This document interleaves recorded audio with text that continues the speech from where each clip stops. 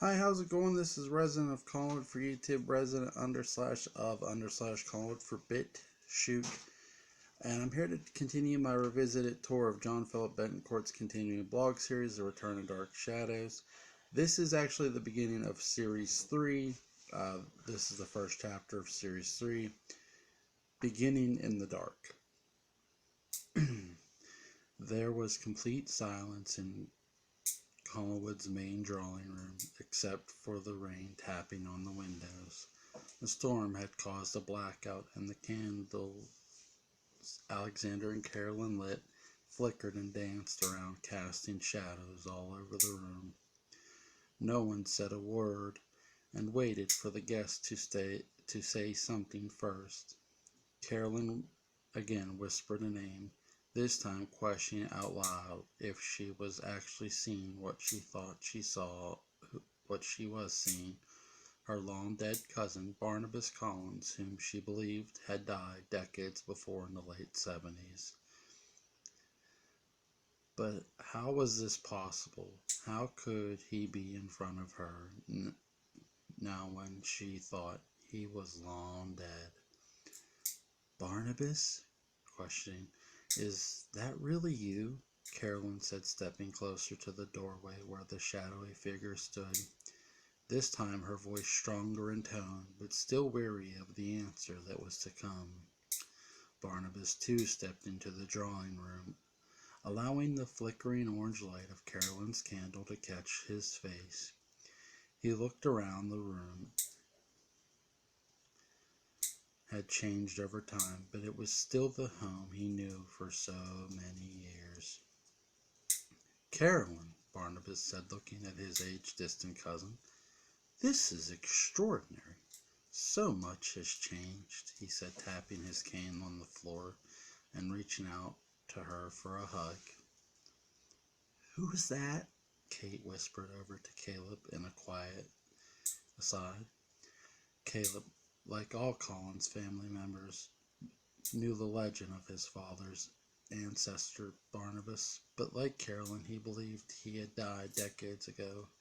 Caleb didn't know how to answer, but knew something had to be said, or his detective girlfriend would naturally start to suspect. He's our cousin, but we haven't seen him, and he paused to find an explanation of Barnabas's missing years and settle on forever.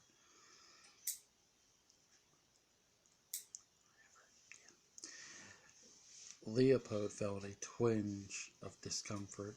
He had never been around another being like him before. It was as if the walls were closing in. He could feel Barnabas's power in the air. Collingwood belonged to Barnabas, and it was as if the building itself knew its master was home again. How can Carolyn sit still in shock and clutching Alexander's hand? The universe works in very mysterious ways. I never imagined we'd all be together like this, here in this time, Barnabas said cryptically, as Kate's facial expression showed confusion to his choice of words. It's very nice to finally meet you, Caleb said, as he cautiously extended his hand to Barnabas. I've heard so many stories. Have you? Barnabas said, shaking Caleb's hand. My reputation often precedes me. Who might you be? My name's Caleb. My father is your cousin David, Caleb explained, sensing Barnabas's confusion. David's son? David has a son? Barnabas said excitedly and looking over at Carolyn, who nodded as confirmation. And this is my mother, Dr. Kimberly Collins, my girlfriend, Detective Catherine Banning. And this is Carolyn's daughter, Alexander, Caleb said, introducing everyone to the visitor. And David. Where's David? Barnabas, who had last seen David, a teenager in 1978. Kimberly and Caleb looked at each other, waiting for the other to answer. Then Kimberly spoke. We haven't heard from David since our divorce. It's been about 20 years, she explained. Unfortunate. I would have loved to see him too, And you, who might you be? Barnabas asked, motioning towards Leopold, who kept to himself. My late husband's cousin, Leopold, Carolyn interjected, covering up Leopold's true identity. She sensed the awkward feeling coming from Leopold, who didn't say a word. Listen, Barnabas, it's been a very long night for all of us. The storm has taken out the power, and you must be exhausted from traveling. It's getting late. Why don't I set you up in a room, and everyone else can settle in as well, Carolyn added. That would be wonderful. But a room? Why don't I stay in the old house? Barnabas questioned, not knowing Leopold was staying there. Leopold has been staying there, and I'm afraid the rest of the old house has to be renovated. I'm sure you'll be fine here, Carolyn said nervously, motioning for Barnabas to follow her into the dark foyer. Well, it was lovely to meet you all. I hope to reacquaint myself with the family again soon, Barnabas said with his trademark 18th century politeness and a slight bow to the full room. For Barnabas, this all had a feeling of deja vu. This wasn't the first time he had come back to Collinwood from the past, but this time things were different. Barnabas could feel it inside. There was much more to everyone he met in the drawing room. He could sense tension and suspicion all around. Are you okay, Alex asked Leopold as Barnabas and Carolyn stepped out. Leopold only nodded, never uttering a word. His nerves were on edge.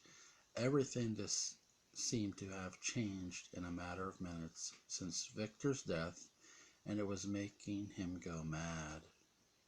Barnabas followed Carolyn up the main staircase and into a hallway lined with photos of many departed Collins family members, like Barnabas's parents Joshua and Naomi Collins, Quentin and Amanda, and even Carolyn's beloved mother Elizabeth. Carolyn, what year is it? Barnabas asked, stopping Carolyn in the hall, looking up at Elizabeth's portrait in 2000. Portrait? It's 2016, Carolyn said with a sigh. Elizabeth, he asked softly as he stopped in front of her portrait. She died, Barnabas, about 35 years ago. Caleb, Alex, and I are the last of the blood family, and David, if he's still alive, Carolyn said sadly. Barnabas didn't often touch on his human emotions, but knowing Elizabeth was dead cleansed what was left of his vampire heart. It feels like a book. I travel through every chapter I enter. I encounter a new version of our Collins family, Barnabas said, touching the painting of his beloved mother. Carolyn seemed to understand, remembering the moment she met Barnabas. Well, this chapter of the family is just as interesting as the others, I assure you, Carolyn said sarcastically. Carolyn then led Barnabas into his spare bedroom towards the end of the east wing of the third floor. That was mostly shaded by trees. She knew Barnabas needed the darkest room possible. She then closed the door behind her. Barnabas has removed his coat and got comfortable. All right, what is this? What are you doing here? Carolyn said abruptly, feeling the freedom to speak without holding back. Trust me, you're not the only one in this room who's surprised. But I have to tell you, this wasn't my doing, Barnabas explained to Carolyn as she continued to keep her distance with the lit candle close to her face. I don't understand. What are you talking about? She questioned. No doubt you've met Evangeline, or perhaps you'll know her by the name the nuns gave her at the orphanage, Claudia. She traveled all the way back in time to 1972. a power she inherited no doubt from her mother. Traveled to the very moment before I died, and instead of allowing me to die, she saved my life, Barnabas said. Claudia? Of course, she's been terrorizing us since the day we returned. I should have known she was behind this, Carolyn scoffed. Wait, how do you know about Claudia's past and an orphanage? More surprises, dear cousin. Claudia, or Evangeline, as she was named at birth, is Angelique Bouchard's daughter. I am her father. When she was born, I made a terrible mistake. I took her away, thinking she would have a better life away from Collinwood and her mother. I took her to a different time, away from all of us. I should have never done that.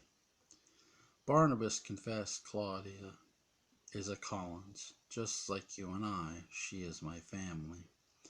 Carolyn felt sick. Everything Barnabas and Alex had been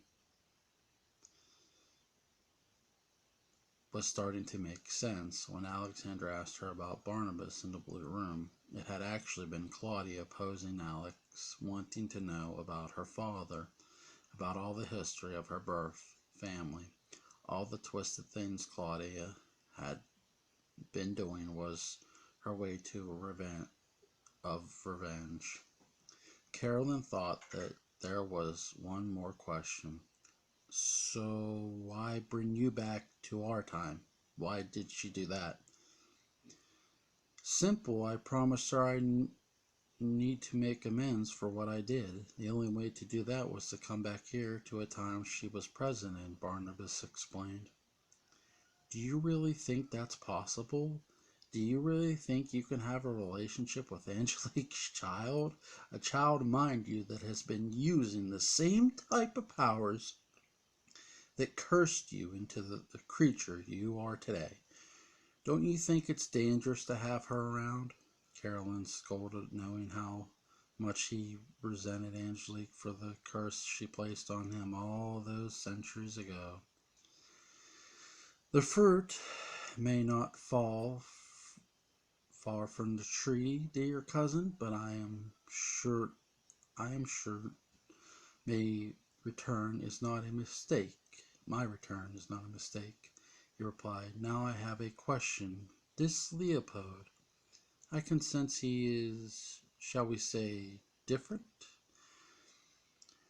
I know you're keeping something from me, so go on. Tell me what it is. What is he? Barnabas said, his voice deepening and turning cold as he stepped closer and closer to Carolyn and her flickering candle. Carolyn paused and took a step back and looked over, and Barnabas's lightning flickered from the sky outside, brightening the room. Would she tell Leopold's secret? I should get going and let you all sort this new visitor out, Kate said with a grin, grabbing her bag and jacket. I'll walk you out, Caleb followed. The two walked out to the front courtyard of Collinwood. Kate shivered in the chilly, damp air. The rain had stopped, but the sky still showed a dark face, a warning of more storms to come. You know, for what it's worth, I'm really happy we're getting closer. I really missed you for so long, Kate said, stepping closer to Caleb. I am too. What made you decide to give me a second chance? Caleb asked as he put her jacket on for her. For the life of her, Kate couldn't remember why. She just knew that she wanted to. She had feelings for Caleb years ago, and then she didn't. And now she did again. It was strange. Her memory seemed to be blanking out on her all day. The truth was she wanted to get close to Caleb again so that she could get an inside look at the family and find out who Leopold really was. But all that changed once Alexander's spell wiped her memory clean to keep Leopold's secret. A secret the Collins family couldn't afford to be revealed. Let's just say it was the right decision, and leave it at that, the detective said, embarrassed that she had forgotten such a detail. Sounds good to me, Caleb said with a chuckle as he kissed her on the lips. As Caleb and Kate had a romantic moment in the drizzle Collins poured air in front of Collinwood Mansion, Leopold's cold old eyes stared out of the window at them. He still didn't trust Kate, and he was going to make sure that whatever threat Kate posed to his existence, knowing the truth that he was a vampire buried deep in her psyche, was extinguished once and for all. While Caleb said goodbye to Kate outside the main house, Alexandra found a minute to sneak away to the old house where she had been receiving strange vibes ever since Barnabas returned. She felt Christopher's energy there, but since she hadn't heard from him since the night when he turned into the werewolf that killed Victor, she couldn't be sure it was him.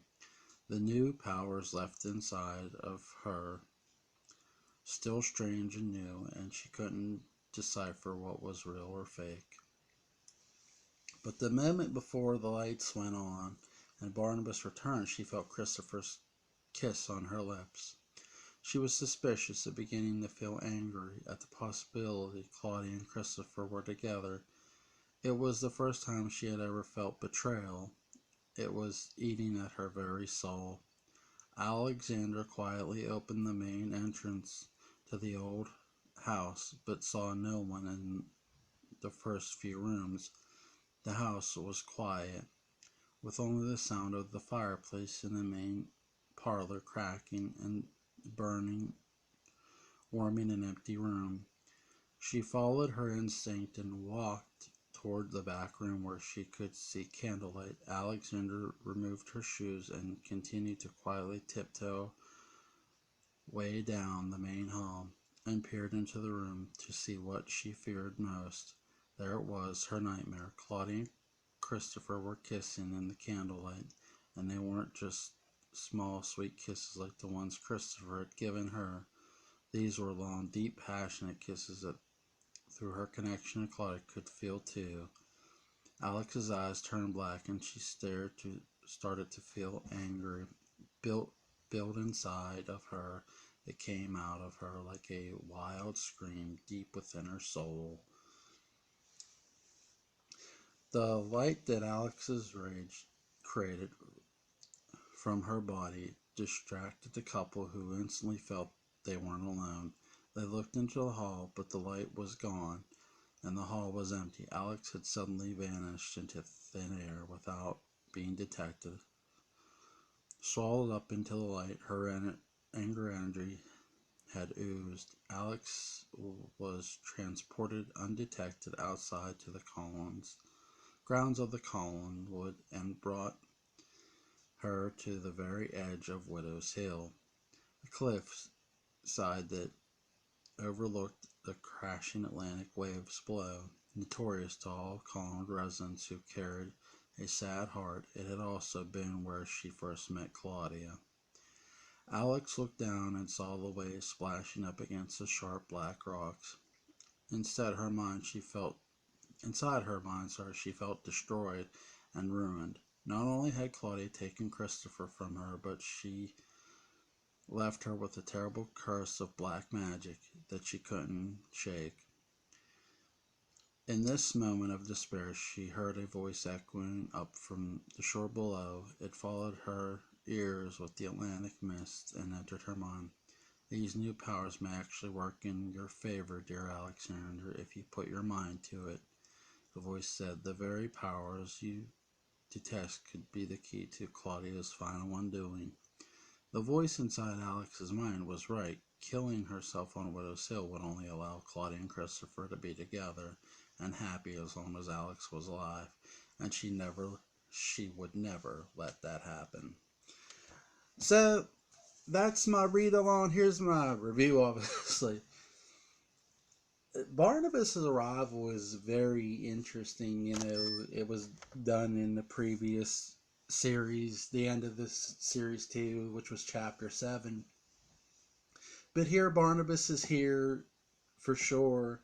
You know, he explains to Carolyn what has happened. You know, it wasn't really his doing necessarily, and in a lot of ways it wasn't.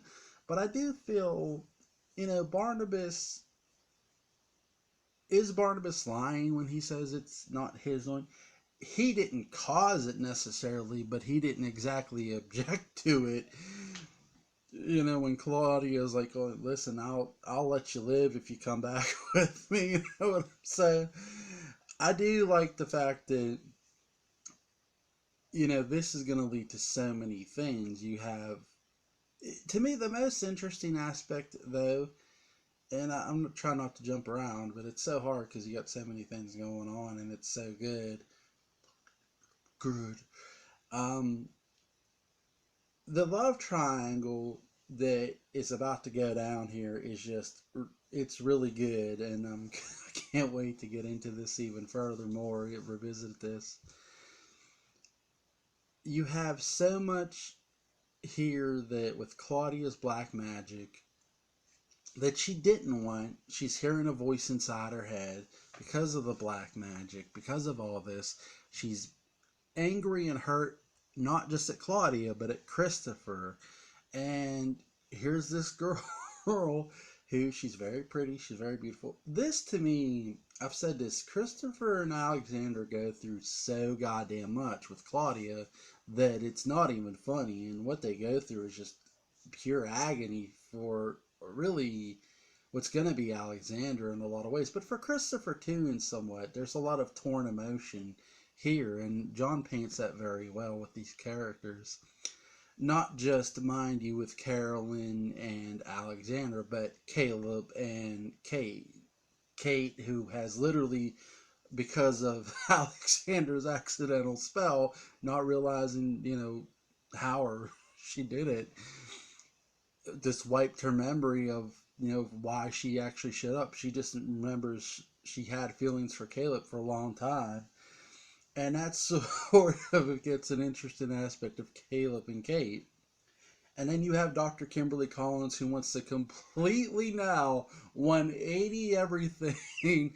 Just say, you know what, it's okay. You know, I think, is Kimberly a bad person? And I've sort of asked this question before. In my reader, from my reader's perspective, and I want to stress this when I read and give these reviews, these are my opinions. I would say no, she's not a bad person, but she's made really poor decisions. And with poor decisions come consequences to those decisions. Like taking werewolf DNA and inject it into your son like there's no tomorrow, right? um, but, which is like, holy shit, girl, what's wrong with you? But, do I consider Kimberly psychotic? No. I just think she was not thinking things through. And again, when you don't do that and you have the power to do things, it's just like having witches' powers. Shit happens. But, and that's what I'll say too, is all these things, for every action committed by each of these characters, it has an equal opposite reaction to every other character. One affects the other, and that's something definitely that has been done throughout this blog series and been done up to this point, and it's going to continue to be done. So, is Barnabas arriving my favorite part in this blog? No, but it is a part that I enjoy, because here's why. It didn't happen right away. It didn't happen at the first moment you started reading this blog. What happened was the reintroduction of Carolyn. Carolyn's married to, and you met Carolyn's husband first. That's where this all started. Um, some sort of rehashing before I continue on too. So this is going to be a little long. And then you meet Carolyn's daughter. Then you meet Carolyn's nephew, Caleb. Then you meet Kate. Then you meet Detective McGovern. and so forth. You just meet all of these characters, and you meet Christopher, you meet Victor, Kimberly shows up. So a lot of things happen and get explained within this course of time with Barnabas showing up. You also get the explanation of Claudia, which is just really well done and well put together, of Angelique being her mother and, surprise, surprise, Barnabas being her father. You know, my wife was right. Angelique and Barnabas fucked. You were right, hon. She just looked at me like, what?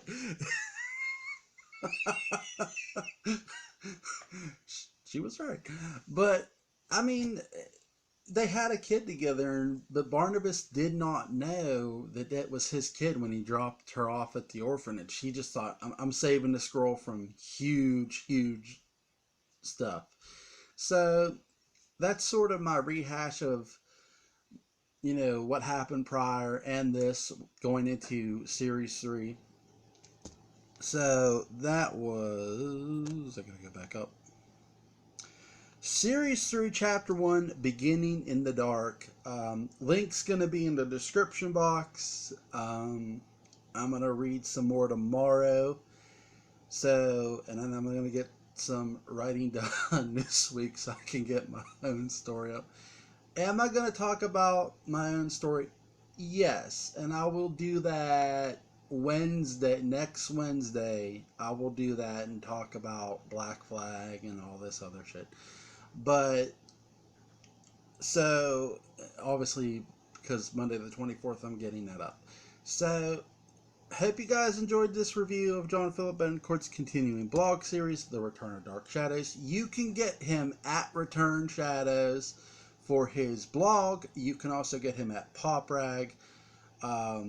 He's also on Facebook and Instagram, I think, is Return of Shadows. I'm not on Instagram, but he is. So there you guys go. Link to his blog will be in the description box. You guys have a good one.